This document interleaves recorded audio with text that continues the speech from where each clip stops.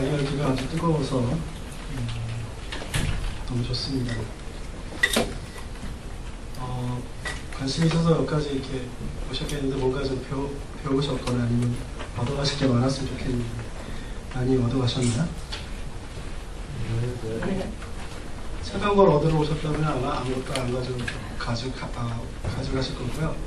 여러분들이 오늘 책에 있는 내용보다는 사실 저자들하고 같이 이야기를 하려고 하는 이유가 왜 이 책을 썼으며 또 이 책을 통해서 우리가 뭘 하려고 하는가 라는 것에 대해서 여러분들이 좀 참여했으면 좋겠습니다. 저는 강의는 앞에서 뭐 트위터나 페이스북 너무 잘 강의하셔가지고 그 부분에 대해서는 제가 할 얘기가 없고요. 제가 쓴 내용은 여러분 책에서 보시면 한 2, 3분이면 다 읽어보시면 분량이기 때문에 보시고 질문이라든가 같이 토론했으면 하는 생각을 좀 갖습니다. 그래서 제가 가지고 있는 아이디어를 같이 만들어갈 수 있는 동역자를 찾았으면 하는 게 제 바람이고요. 그리고 더 좋은 아이디어가 있으면 이 시대는 협업 시대라고 그래가지고요. IT 하는 사람들끼리는 서로가 잘 통할 것 같으면서도 잘 안 통하더라고요. 받아들이는 채널이 다르고 방식이 다르고 한데 전 성경에 대한 이야기를 좀 하면서 우리가 가지고 있는 탤런트들을 좀 연합해야 되지 않겠나 생각을 했습니다. 저는 전통적인 교회에서 목회 10년 하면서 제가 새로운 목회 트렌드를 찾아가느라고 나름대로 몸부림치다가 전공도 사실 제가 신학 전공을 했습니다만 하나를 전공을 더 했어요. 목회공학이라고 하는 공학적인 접근에서 교회를 바라보는 시각을 좀 갖다 보니까 베이직이 IT라고 하는 테크닉뿐만 아니라 거기에 마인드까지 실력과 이론이 같이 겸비되어 있는 사람이 되려고 노력을 하고 있는 가운데 좀 장이 없더라고요. 그리고 강의 요청을 하는데 주로 이제 뭐 강의하려고 그러면 이제 뭐 기초적인 것부터 해달라고 그러시니까 기초적인 거는 요즘에는 인터넷이 발전이 돼 있고 자료를 찾아보시면 아주 굉장히 자세하게 돼 있습니다. 근데 좀 뜻깊다라고 생각하는 게 이번에 책을 만들면서 그동안 교계는 왜 이런 책이 없을까 하는 고민을 많이 했었거든요. 어차피 소셜 네트워크는 뭐 특정한 부류에 있는 사람들끼리만 쓰는 어떤 또 다른 세계가 아니라 우리가 같이 다 사용하고 있는데 교회에서 선교적인 목적에서 좀 바라볼 수 있는 그런 장이 좀 없지 않은가 하는 생각이 좀 가졌습니다. 그래서 소수의 젊은 목회자들 중심으로 사용하다 보니까 힘을 못 받아요. 소셜이 안 돼요. 그래서 여러분들이 좀 오늘 강의를 듣고 여러분들이 좀 전도사 역할을 좀 하셔서 다른 젊은 교육자뿐만 아니라 여러분 연세에 맞는 제가 오늘 강의 내용에도 그런 내용이 좀 나올 것 같긴 한데요. 그런 부분을 좀 같이 좀 더 나눴으면 좋겠습니다. 예, 조금 경직되는 것 같아서 우리 옆에 있는 사람 한번 손 좀 잡아볼까요? 박수 한번 하시고 네, 손을 잡았으면 한번 손 한번 들어보시죠. 할렐루야. 자, 내려오시죠. 자, 이게 뭐냐면 여러분 인터넷입니다. 저는 여기 인터넷에 뭐가 들어간다 뭐 어쩌고저쩌고 하는데 뭐 컴퓨터쟁이들이 하는 말이 아니라 휴먼 네트워크 그래가지고 인터넷은 사람인자 써서 인터넷이라고 생각합니다. 그렇기 때문에 인터넷은 다른 또 다른 세계라고 생각하지 마시고요. 여러분이 알고 있는 사람들하고 친해지려고 하는 것처럼 그리고 우리가 전도하기 위해서 세상에 있는 사람들하고 교류하고 또 정말 마음을 열고 이렇게 하는 그런 것 자체가 사실은 여기에 다 철학적으로 담겨져 있어요. 소셜 네트워크라는 게 새로운 게 아니에요. 옛날부터 있었어요. 원시 시대도 있었어요. 자기 혼자 힘을 못하니까 옆에 있는 사람은 어떻게 해요? 우리나라 그 좋은 용어 있잖아요. 네, 품앗이 한다는 그게 소셜이에요. 그리고 이게 조금 좀 글로벌해지고 좀 넓어지는 개념에서 소셜 네트워크를 통해 가지고 이제 사업하는 사람들은 사업의 기회로 삼고 또 나쁜 일 하려고 하는 사람들은 아세요? 그 테러범들이 소셜 네트워크 제일 많이 사용하고 있는 거. 거기서 막 공작을 해가지고 이제 목표를 정합니다. 지금 중국이 제 중국 선교를 좀 관심 있고 또 관여하다 보니까 중국이 인터넷 사용하기가 굉장히 어려운 나라입니다. 왜냐하면 국가적으로 그걸 막아놨기 때문에 그래서 인터넷을 왜 안 여냐? 체제가 망가질까봐. 실제로 지금 사례가 나오고 있지 않습니까? 뭐 이집트, 리비아, 그 다음이 뭐 북한이 아닐까 하는데 사실 중국이 제일 무서워하고 있어요. 그래서 이번에 뉴스 들어보시면 아시잖아요. 제2천안문 사태가 일어날까봐 엄청 긴장하고 있습니다. 그렇죠? 그만큼 인터넷이라는 것은 모든 사람들이 하나가 되는 아주 좋은 도구라고 생각합니다. 그런데 왜 성경하는 사람들이, 목회를 관심 있는 우리들이 왜 여기에 관심이 없냐는 거죠. 모른다고 하는 것 때문에 그 관심이 없다? 그거는 좀 안 맞는 것 같아요. 그래서 우리가 뭐 원래 알고 있었나? 모르는 거지만 그래도 아, 여기 이거 해야 되겠구나. 그러니까 막 달려들어서 공부도 하고 또 알아가려고 하고 그런 거라고 생각했는데요. 이미 세상에 있는 사람들은요, 인터넷을 통해서 자기 삶의 제2의 기회를 많이 찾았습니다. 그러니까 자기 전공하고 분모하고, 또 심지어는 뭐 그러니까 가정주부 하다가 자기가 요리를 잘하는데 블로그 하나 운영하다가 사업가가 됐습니다. 연매출 뭐 2억, 3억. 그런 사람들이 한두 명이 아니에요. 그리고 알고 있는 뭐 사람들은 그냥 인터넷 그냥 카페 정도 운영하시다가 유명인사가 되고, 또 그 사람이 또 뭐 자기 편지 뭐 이렇게 메일 같은 거 좀 보내다 보니까 굉장한 또 세력이 돼가지고 재미난 또 사회운동가로 또 발전하는 사람도 있고 그런 것 같습니다. 소셜네트워크 과연 뭘까요? 여러분 책에 보시면 소셜네트워크 지금부터 하는데, 소셜네트워크는 혼자 하는 게 아닙니다. 함께 하는 겁니다. 적어도 여러분이 옆에 있는 사람 손을 잡은 것처럼 내가 이 사람을 믿어야 돼요. 그렇죠? 이 사람을 믿는다는 거는 소셜네트워크 기본적인 거는 뭐 팔로잉 뭐 이런 뭐 어려운 얘기 있잖아요. 이런 얘기는 다 기본적인 거는 내가 상대방하고 소통하기로 먼저 문을 열어야 되는 거죠.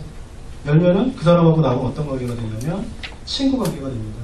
친구 관계가 되죠. 친구 관계 되면은 이 소셜네트워크 시스템 구조가 피라미드 구조가 돼 있어가지고 내가 저 사람을 알면은 저 사람이 있는 거 모든 것까지 다 알 수가 있어요. 열어주는 한.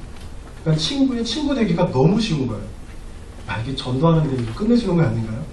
친구의 친구 소개받는 게 사실 어려운데, 관계전도 개념에서 이 친구의 친구 된다는 거라 하면 이게 친구의 친구의 친구 되는 건 더 쉽거든요. 그 사람, 그런 사람들, 그런 쪽으로 이제 만나면.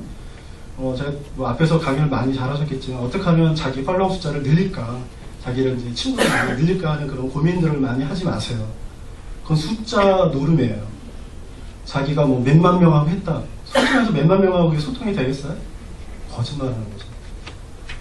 숫자 노름에 여러분 헷갈리지 마십시오. 다만 내가 10명이 됐건 20명이 됐건 100명이 됐건 그 안에 있는 사람하고 내가 소통할 수 있느냐 없느냐가 중요하다는 거죠. 그래야지 거기서 뭔가 일이 생기는 거죠. 저도 뭐 그냥 저 해주면은 제가 그냥 해줘요. 그냥 마팔 해주죠. 마팔 해주는데 내가 모르는 사람들은 안 해줘요. 일부러. 그 사람하고 내가 관계를 계속 가져갈 이유가 없거든요. 근데 그게 숫자 노름에 빠져가지고 나 몇만 명 있다. 이건 또 다른 차원이니까 여러분 오해하지 마세요. 저의 개인적인 의견이니까. 그러니까 네트워크에서요, 자기의 글이 영향력이 있느냐 없느냐 그거를 숫자로 자꾸 계산하시면 금방 실망하고 실증이 납니다. 근데 내가 정말 한쪽 생각, 내가 방향과 나라는 사람이 변하지 않고 꾸준히 이제 어떠한 방향으로 끌고 가게 되면은 결과감이 나옵니다. 좋은 일이 있을 날이 옵니다. 그러니까 자기가 변하면 안 되는 거예요. 그래서 좋은 글을 하루에 한 번씩 올리는 거, 이거 굉장히 노이로제 걸리는 경우도 있거든요. 소셜네트워크 하면서 사람들이 컴퓨터에 더 오래 앉아있는 거, 이건 죄악이라고 생각합니다. 왜? 기도하는 시간을 뺏기니까. 그렇죠. 오히려 그거를 즐기고 이용할 줄 알아야 되는데 끌려가게 돼요. 사람인 거로. 그러니까 소셜네트워크를 여러분 이해하실 때 아무것도 아니구나 라고 생각하시고 나도 한번 해봐야지, 그러면서 여러분 친구 중심으로 이렇게 끌고 가시면은 거기서 좋은 일도 있습니다. 슬픔도 나눌 수도 있고 즐거움도 나눌 수 있고 애환도 있고 그렇습니다. 그게 살아있는 거 아니겠어요? 친구만 많으면 뭐예요? 괜히 경조사 경조경비만 그거 많이 나가잖아요. 그거 별로 도움이 안 돼요. 물론 나한테도 어려움이 있을 때 도움 받겠지 하는 건요, 그럴 바에는 그냥 상조인가 그런 데 가입하셔가지고 혜택받는 게 훨씬 낫지 않을까 생각이 듭니다. 좀 다른 이야기인데요. 자, 세상 구조는 수평적인과 수직적인 구조로 되어 있는데 우리 한국 사회, 특히 교계 사회는 수직적인 구조로 되어 있습니다. 그러니까 어렵습니다.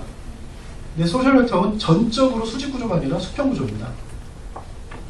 이걸 이해 못하시면 여러분 절대로 그 소셜 네트워크에 들어가지고 아무런 영향력도 없고 할 것도 없습니다. 생각을 바꾸실 필요가 있습니다. 소셜 네트워크는 교인들하고 이게 소통하는 거라고 말은 하지만 목사님인데 하면서 접근하면은 절대로 자기네들 속 얘기 안 합니다. 목사님이 좀 죄송합니다. 목사님이 목사님이라고 하는 그 의식을 버리셔야 돼요. 소셜 네트워크는 똑같습니다. 남자, 여자, 성, 그 다음에 인종, 그 다음에 지역, 이걸 다 뛰어넘는 것이 소셜 네트워크이기 때문에 그렇습니다. 그거를 내가 이렇습니다 라고 하는 걸 자꾸 표현하잖아요. 그러니까 자기도 모르게 의도적으로 말투나 올리는 사진이나 댓글을 다는 거나 여기에 자기 정체성이 나와요. 근데 왜 우리가 자꾸 경직되어 있는 상태에서 수직적인 구조의 의식 구조를 갖고 있는 상태에서 수평 구조에서 자기가 뭔가를 하려고 그러면 자꾸 줄을 세웁니다. 이쪽에 라인 세우고 이쪽에 라인 세우고 어떻게 이렇게 조정하려고 합니다. 절대로 조정 안 됩니다. 소셜 네트워크. 어떤 사람이 떠들죠. 트위터에서 이제 떠들죠. 난 좀 떠들다고 표현하는데 그 트위터란 말 자체가 그런 거거든요. 새가 짹짹거리다는 거. 떠드는데 아무도 그 사람에게 반응을 안 보여요. 왜? 넌 떠들어라. 아무 일도 안 일어납니다. 소셜 네트워크도 오프라인하고 연결되어 있습니다. 제가 가지고 있는 철학이 온라인은 반드시 오프라인으로 연결되어 있고 오프라인은 반드시 온라인으로 연결되어야지만 성공한다고 생각합니다. 그러니까 내가 가지고 있는 휴먼 네트워크가 인터넷에 올라갔을 때 어떻게 해요? 오프라인이 온라인화 될 때 시너지가 생기죠. 그리고 반대로 온라인이 오프라인으로 와서 내가 실질적으로 내가 그 도움을 받고 그다음에 도움을 줄 수 있는 관계가 돼야 되는 거예요.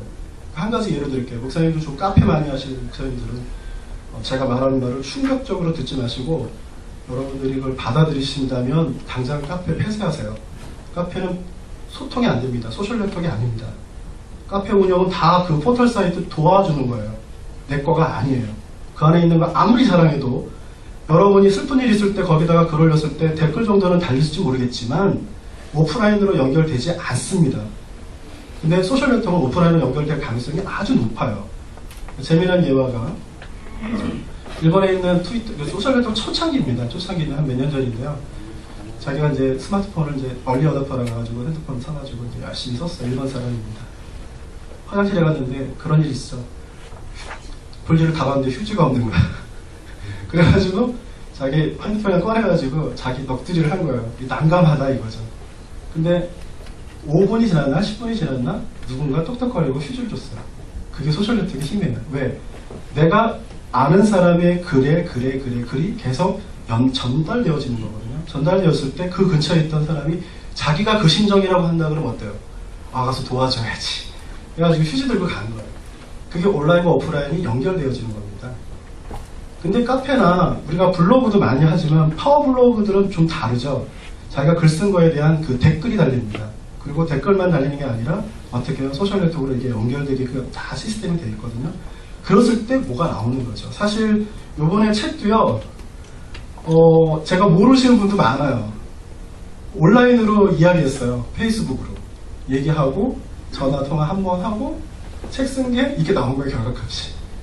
그러니까 우리도 할 수 있는 게 우리만 할 수 있는 게 아니라 여러분도 할 수 있는 거거든요. 그런 일이 좀 많아졌으면 좋겠다는 생각이 듭니다. 그래서 여러분이 좀 수직적인 구조에서 수평적인 구조를 좀 바꿨으면 좋겠고요. 제가 책에 소개 내용은 그 전략을 좀 세우기 위해서는 SWOT라고 하는 가장 기본적인 사고를 좀 해야 된다고 생각해가지고 한국 그 KWC에서 선교 전략에 대한 거를 스피드라고 하는 약자로 쓴 내용이 있습니다. 여러분 한번 참고해서 보시면 되는데 한국 선교는 참 성공적이었어요.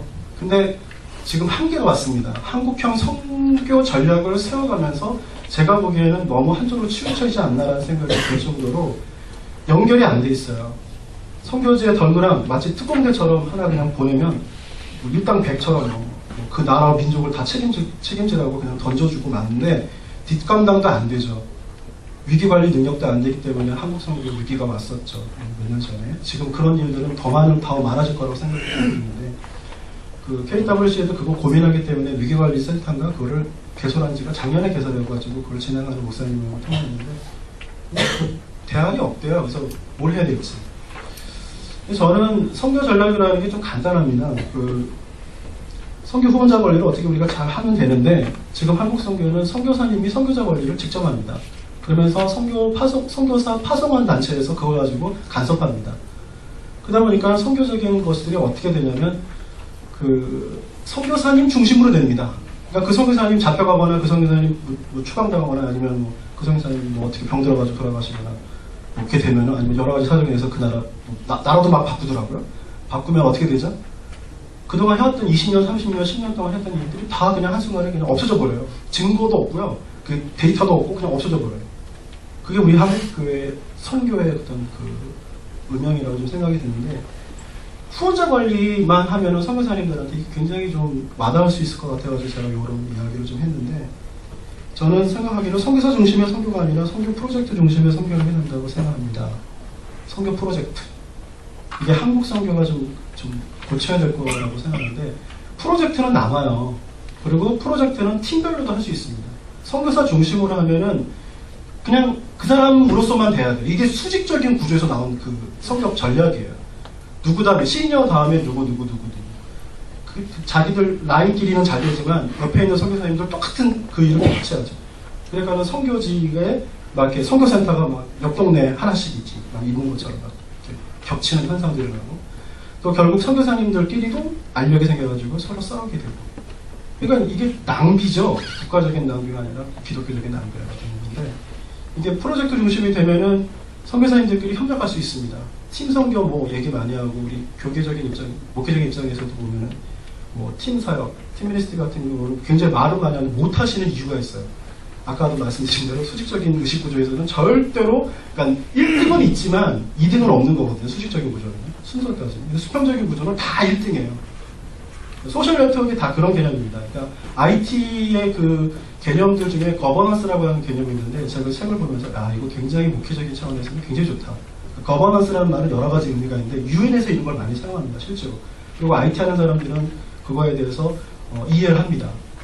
그러니까 네트워크 안에서는 다 동일한 권한과 그걸 주장할 수가 있어요. 주인이 다 똑같은 주인이에요. 그게 거버넌스의 개념이거든요. 그래서 수평적인 구조에서는 자기 거라는 게 사실은 그 의미가 없는 거예요. 그러니까 내 거는 없는 거예요. 다 우리 거죠. 같이 사용할 때 내 것으로 사용할 수가 있어요. 인터넷 자원이라는 게 다 그런 의미가 있거든요. 그래서 좀 선교적인 이 차원에서도 이게 좀 필요하지 않을까 하는 생각이 들고 그렇다면 소셜 네트워크가 아니라 저는 소셜 선교 네트워크를 과연 어떻게 하면 될까 하는 그런 방안들을 좀 찾아가려고 합니다. 저는 선교사님들이 갈 때 노트북 하나 들고 가시는 시대는 이미 지났고요.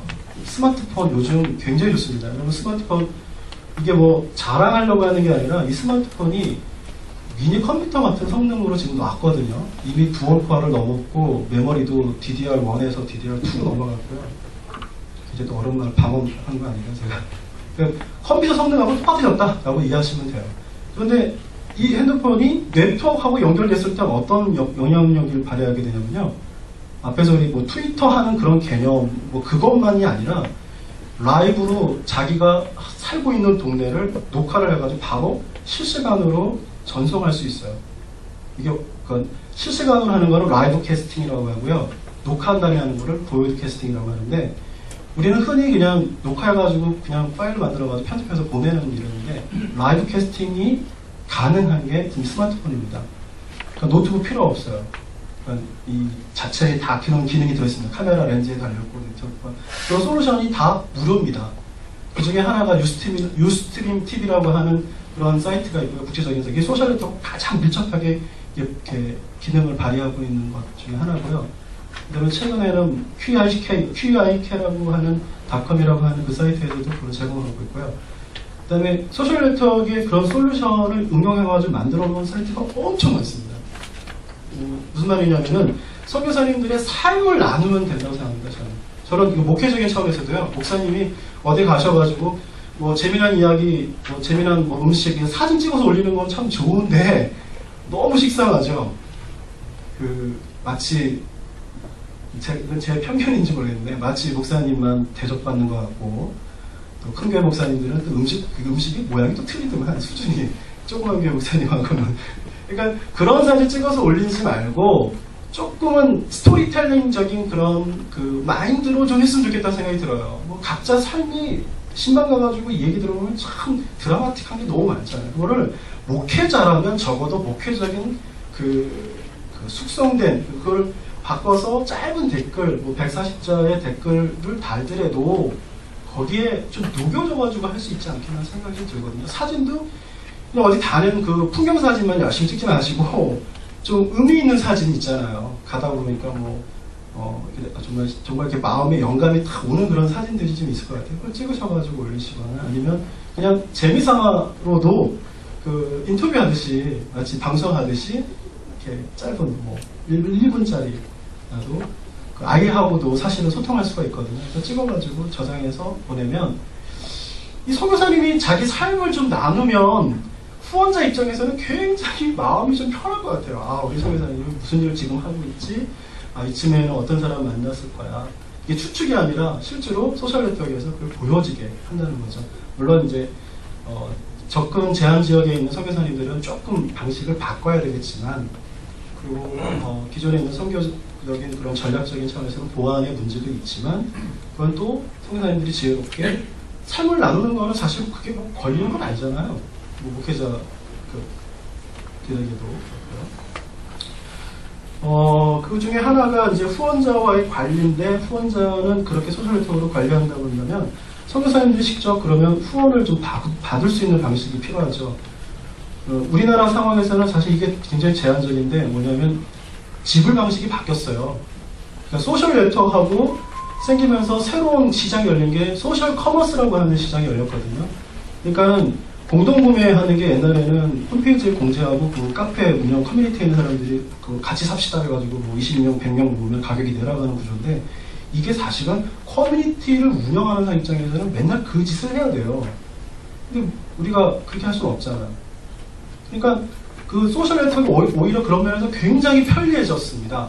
왜냐하면 누구든지 할 수 있어요. 그러니까 여러분이 만약에 작은 교회 목사님이고 그다음에 시골에 계시다 그러면은 시골에서는 사실 후원받기 참 어렵지 않습니까? 그래서 뭐 어느 성도를 좀 도와주고 싶으면은 그 성도하고 그 얘기를 해서 물건을 팔아주는 거예요. 소셜 커머스로. 소셜 커머스가 어떤 뭐 사업자 되고 뭐 이거 뭐 할 필요도 없는 거예요. 그냥 연결만 시켜주면 되는 거예요. 목사님이 가지고 있는 네트워크를 이쪽에 있는 개인을 도와주는 거예요. 근데 그게 힘을 발휘합니다. 이미 그걸 가지고 사업 아이템으로 장사하는 사람 굉장히 많아요. 근데 왜 우리는 못 쓰고 있냐는 거죠. 그동안 우리는 한국적인 상황에서는 돈을 다 어떻게 했어요? 온라인 뱅킹을 하거나 아니면은 뭐 이렇게 가서 이제 입금을 하거나 했었잖아요. 근데 이거는 우리나라 구조예요. 제가 조금 다른 차원을 말씀드리는데, 여러분이 그 IT 쪽 세계로 들어오면요, 생각이 사고가 좀 많이 넓어집니다. 왜냐하면 우리나라만 바라보던 시각이 다른 나라에서 하는 그 서비스를 이제 접하다 보면은 충격을 받아요. 우리나라 사고방식은 어떤 사고방식은 사대주의 사고방식이 있어요. 그래서 항상 누구에 의해서 이게 결정되어집니다. 근데 서양적인 사고방식에서는 그게 의미가 없거든요. 그리고 소셜네트워크는 1대1이에요. 1대1이기 때문에 내가 진실하고 내가 변함이 없고 내가 문제가 없다 그러면 그 상대방은 언제 누구든지 그 사람을 내치고 만들 수 있고 소통할 수가 있는 방식인데, 그 중에 하나가 1대1 방식으로 전자지불 방식이 바뀌었습니다. 여러분 검색해 보시면 아시겠지만 구글에서도 체크아웃이라고 하는 서비스를 하고 있고요. 또 제일 전 세계에서 많이 사고 있는 페이팔 서비스를 하고 있는데, 이건 뭐냐면 여러분 계좌가 다 하나씩 있어요. 크레딧이 다 되는 거죠. 근데 A라고 하는 선교사님이 내가 어떤 선교 프로젝트 중심으로 어느 한 이것을 만들었습니다. 무슨 뭐 어느 학교를 만들었어요. 그 학교를 지원하고 싶어요. 그러면 사람이 필요하잖아요. 후원자 필요하고 인적 자원과 물질적인 자원이 필요하잖아요. 그거를 소셜 네트워크에다 얹어가지고 계속 그거에 대한 준비 모임을 합니다. 준비 모임도 시작해가지고 실제로 사진도 올리고 미팅하면서 또 부진도 보고 하는 걸 계속해서 올리는 거예요. 그러니까 채널을 열 수가 있어요. 트위터는 그냥 중구난방으로 막 얘기하기 때문에 하나의 그 주제로 가져가기가 참 어려운데, 페이스북은 그룹을 만들 수 있고 페이지를 만들 수 있고요. 이게 만들 수가 있어요. 그래서 그걸 중심으로 하나씩 프로젝트를 하는 겁니다. 목회하시는 분들은 국내에서요, 교회에서 하는 좋은 일이 아니라 개인이 하는 좋은 일도 다 올리세요. 올리신 다음에 후원자를 이제 모집해야 될 거 아니에요. 실제로 움직이려면. 그러면 거기 밑에다가 페이팔 같은 경우는 아이디만 가입하고 은행하고 링크만 돼서 연결만 딱 시켜놓으면요, 이메일 그거 체크하는 거로 돼 있거든요. 그러면 이게 그 만약에 상업적인 거냐 아니면 뭐 개인적인 거냐 비즈니스적인 거냐 이런 걸 구분하거든요. 그것만 제대로 하신 다음에 개인적으로 한 거 하셔도 상관없어요. 그래가지고 몇 달러더라? 이게 그 어느 정도 금액 미만은 수수료도 없어요. 그래가지고 링크를 그쪽에다 걸고 소셜 네트워크에다 붙이기만 하면은 그 사람들이 보다가 소셜 네트워크 강점은 검색이 되는 거거든요. 카페는 검색이 안 돼요. 카페는 검색이 안 돼요. 그 포탈에서만 돼요. 그러니까 카페를 하지 말라고 하는 거예요, 저는. 이 얘기 포탈에 들으면 기분 되게 나쁘겠네요. 그러니까 소셜 네트워크 블로그는 검색이 됩니다. 그 안에 있는 내용이. 그러니까 모르는 사람도 검색해서 들어오게 된다는 거죠. 특정 다수에 있는 사람이 들어와서 사진을 보고 또한 취지를 보고 이거 괜찮다라고 생각하면은 버튼을 누르죠. 페이 버튼을 눌러요. 돈 내는 거. 누르면은 내 계좌에서 얼마 그러면 이쪽 계좌로 탁 날아가요. 순간적으로. 수수료 없어요. 그럼 선교사님이 자유롭게 할 수 있다는 거죠.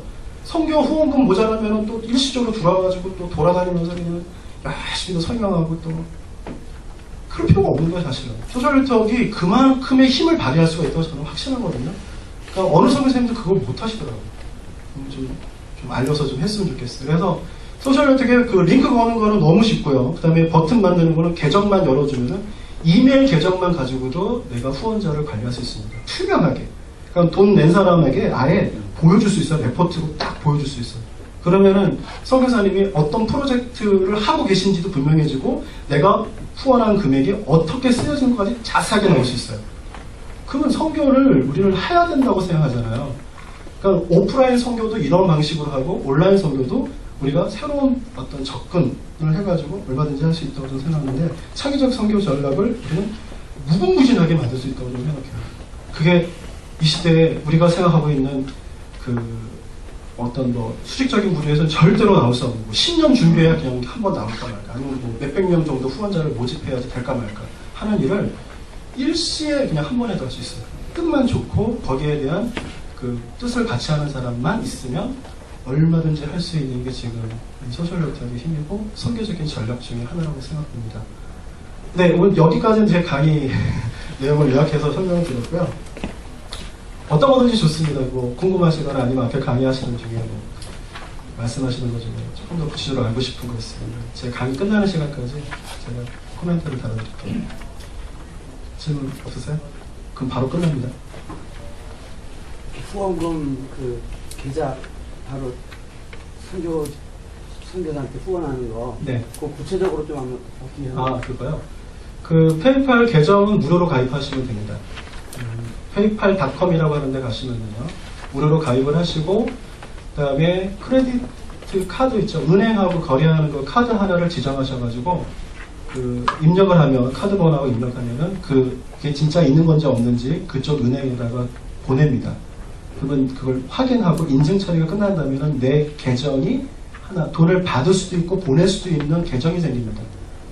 그러면 그 페이팔 닷컴에 회원 가입하면은 그 메뉴 중에 하나가 뭐냐면 그 홈페이지에다 붙일 수 있는 메뉴를 만드는 게 있어요. 소스를 만드는 게 있어요. 그래서 위젯이라고 하기도 하고요. 그냥 링크 버튼 만드는 그런 메뉴가 있거든요. 그래서 메뉴를 만들면 그 메뉴 소스를 이렇게 복사해가지고 어디든지 다 붙일 수 있습니다. 홈페이지에다 붙일 수도 있고요. 마치 QR코드 붙이듯이 블로그, 그 다음에 소셜 네트워크 안에 있던 어디든지 다 붙일 수가 있어요. 그냥 붙이면은 그 버튼이 계속 따라다니는 거죠. 그건 연결은 어디로 있는 페이팔.com으로 연결되어 있는 거죠. 그래가지고 우리가 의미가 있는 곳에 내가 그걸 다는 거예요. 그리고 그거를 누르면은 그 다음 창이 열리는데 여러분 그 쇼핑몰 결제 많이 해보셨잖아요. 좀 복잡하잖아요, 우리나라는요. 근데 페이팔.com에서는 복잡하지가 않아요. 그냥 얼마 낼 거냐. 그 다음에 버튼 누르면 그냥 나갑니다. 거기에 그 페이팔 아이디 계정이 있는 사람들은 그냥 로그인하면 거기서 묻지도 않아요. 얼마 그럼 누르면 그냥 돈이 내 계좌에서 B라고 하는 계좌로 뿅 나가거든요. 근데 이게 좋은 점이 있어요. 뭐냐면 나라로 넘어갈 때요. 그 국가 수수료를 냅니다. 그러니까 환차에 따라 틀리고요. 조금을 보내든 많이 보내든 정해진 그 규칙에 따라 가지고 수수료라는 게 뜹니다. 양쪽 나라에서 다 떼요. 그러니까 우리가 달러로 환전해가지고 A라고 하는 동남아시아 나라 또 보내잖아요. 그러니까 달러로 환전할 때 수수료 내고 그 나라에서 또 자기네 나라로 또 환전할 때 수수료 또 내는 거예요. 근데 페이팔은 수수료 내면 한 번밖에 안 내요. 그분이 만약에 베트남에 있는 분이라고 하면 베트남에 있는 은행에 거래할 거 아니에요. 나는 한국인 은행하고 거래하고 중간에 페이팔이라고 하는 회사가 있는 거예요.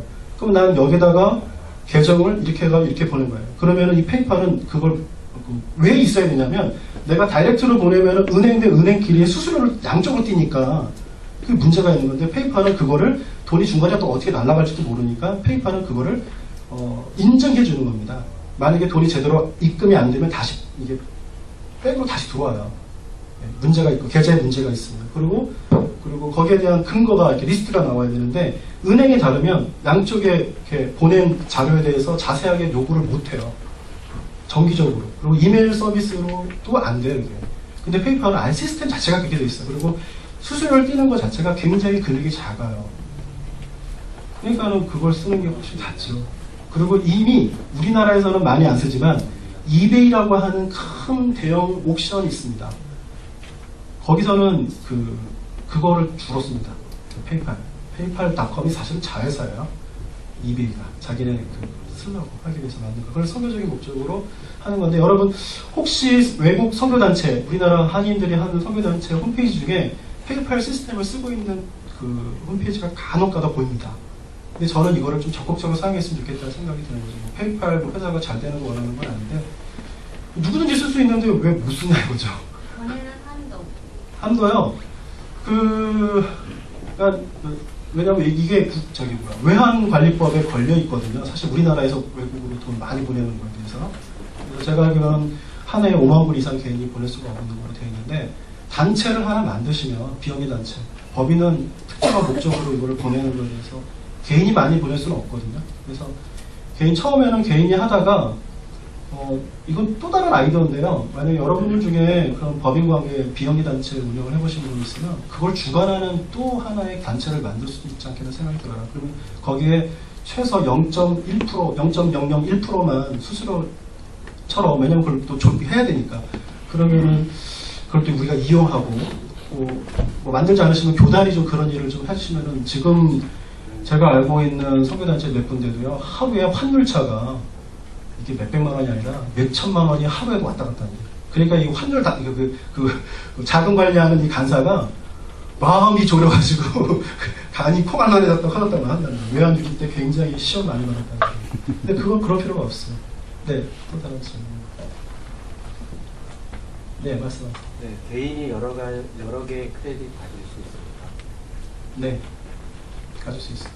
보통 뭐 교회도 있고 자기 개인도 있고 또뭐 근데 이왕이면은 크레딧 하나에 그러니까 실명이 하나씩 돼 있는 게 낫겠죠. 뭐 2개 정도는 뭐 괜찮지만 뭐 2-3개씩 하면 이상한 거 아닌가요? 네, 말씀하세요.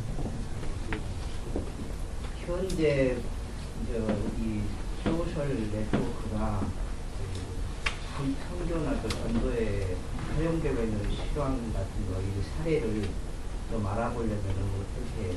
지금 현재 그런 통계가 없습니다. 그건 이동현 목사님이 가지고 계신다는 말씀하시는데요. 지금 대형교회 중심으로 하고 있는데요. 저는 대형교회가 해야 될 게 아니라 소형교회가 먼저 해서 이득을 봐야 된다고 생각하는 사람이거든요. 그런 게 사례가 있는데. 소셜 네트워크를 처음부터는 자기 가까운 사람들끼리 먼저 시작하니까 대형교회는 잘 되는 것처럼 보이지만 제 소견이에요. 자기네끼리만 하지 바깥에 있는 사람들하고 하나 안 된다고 생각이 좀 드는데 모르겠어요. 왜냐하면 그걸 전체를 보여주질 않거든요. 소셜 네트워크의 좋은 점이 전체 그 덩어리를 통계되는 사이트가 있긴 있는데 저는 그거 안 믿거든요. 그 사이트. 어떻게 인위적으로 그걸 할 수 있는지 검증할 수 있는 게 없어요. 그렇잖아요. 그래서 는 믿질 않는데 그런 통계하는 사이트가 있습니다. 근데 기독교 쪽 통계가 나왔는지는 아직 미비할걸요. 전체 소셜 회사는 그 페이지를 생성을 하면 그 안에서 인사이트가 있어갖고 네. 그 안에서 다 통계가 되잖아요. 자기에 대한 어떤 그런 것이 통계가 좀 전에 말씀하신 거는 전체. 개인은 다 전체 되는데 같은 것도 제가 알기로 미국 같은 데서는 그런 통계만 뽑아서 살고 구글 같은 경우도 결국 그 통계로 그것을 이렇게 측정하는 거예요. 알고 있습니다. 그게 잘 돼 있지 않을까요? 근데 없다고 얘기하는 건 아니, 제가 말씀드린 건 저는 뭐 부정적인 사람은 아닌데요. 그거를 이베이에서 뭐 몇만 명 팔로잉 돼 있는 아이디를 팔아요. 그렇죠. 그거는 그렇죠. 파는데 그걸 어떻게 믿고 살 수 있냐라는 거죠. 그리고 의미가 있냐라는 거죠. 그러니까 지금 기회라고 생각합니다. 지금 IT 하는 사람 입장에서 보면요, HTML5 버전이 이제 올해부터 굉장히 본격화되거든요. 지금까지 만든 홈페이지는 호환이 안 됩니다. 그러니까 아이패드에서 안 떠요. 그러니까 아이폰에서 그러니까 안드로이드도 안 뜨고 아이폰도 안 뜨고 PC 버전에서 뜨는 홈페이지가 수천 개예요. 그거를 이제 바꿔야 되는 시장이 이제 열린 거예요. 그러니까 IT 하는 사람들은 그거에 목숨 걸고 달려들어야 되는데 참 소외당하는 계층이 우리예요. 기독교. 돈 안 되는 사람들. 이 사람들 홈페이지가 이미 만들어놨다고 자랑하지 마세요. 호환이 안 돼요. 그러면은 떴는데 그냥 이상한 글자로만 이렇게 쫙 아니면 이렇게 레이아웃이 확 깨져버려요. 왜냐면 표준화에서 이거 벗어나 버렸기 때문에. 그러니까 아직도 익스플로러 6.0 쓰는 사람들은 이상하지 않으시겠어요? 6.0 쓰는 사람들은 보일지 모르겠지만 이미 6.0은 보안의 문제가 심각하기 때문에 그 버전을 업그레이드 해야 되거든요. 그리고 사실 익스플로러가 지금 우리나라 표준화가 됐는데 익스플로러는 이제 표준화가 안 됩니다. 굉장히 그 안 좋은 브라우저예요. 새로운 버전으로 계속 바꿨다 하셔야 돼요. 그러니까 유연한 사고가 필요합니다. 네, 또 있으시나요? 시간 없으시면 어떤 버전? 네? 아, 그거는 우리 이동현 목사님이 말씀해 주실 것 같고요.